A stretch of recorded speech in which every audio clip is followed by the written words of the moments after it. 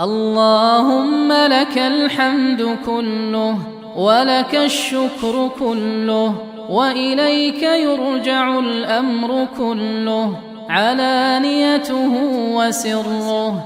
أهل أنت أن تعبد، أهل أنت أن تحمد، لا إله إلا أنت سبحانك إنا كنا من الظالمين. اللهم اهدنا فيمن هديت، وعافنا فيمن عافيت، وتولنا فيمن توليت، وبارك لنا فيما أعطيت، وقنا واصرف عنا شر ما قضيت، إنك تقضي ولا يقضى عليك، إنه لا يذل من واليت ولا يعز من عاديت، تباركت ربنا وتعاليت. اللهم اجعل القرآن العظيم ربيع قلوبنا ونور صدورنا وذهاب همومنا وغمومنا. اللهم ذكرنا منه ما نسينا، وعلمنا منه ما جهلنا، وارزقنا تلاوته آناء الليل وأطراف النهار على الوجه الذي يرضيك عنا.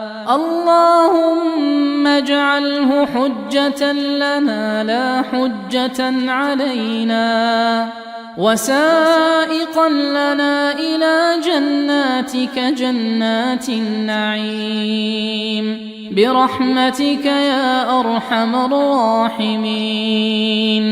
اللهم فرج هم المهمومين من المسلمين، ونفس كرب المكروبين،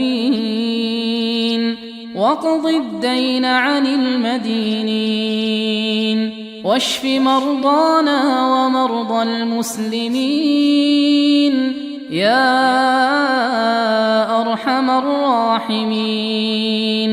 اللهم بعلمك الغيب وقدرتك على الخلق أحينا ما علمت الحياة خيرا لنا، وتوفنا ما علمت الوفاة خيرا لنا، واجعل الحياة زيادة لنا في كل خير، والموت راحة لنا من كل شر يا ذا الجلال والإكرام.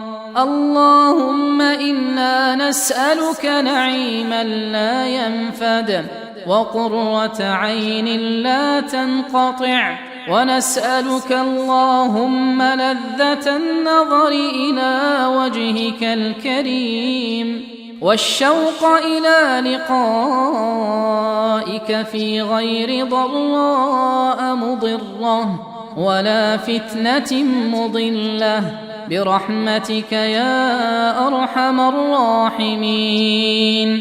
اللهم إنا نسألك فعل الخيرات وترك المنكرات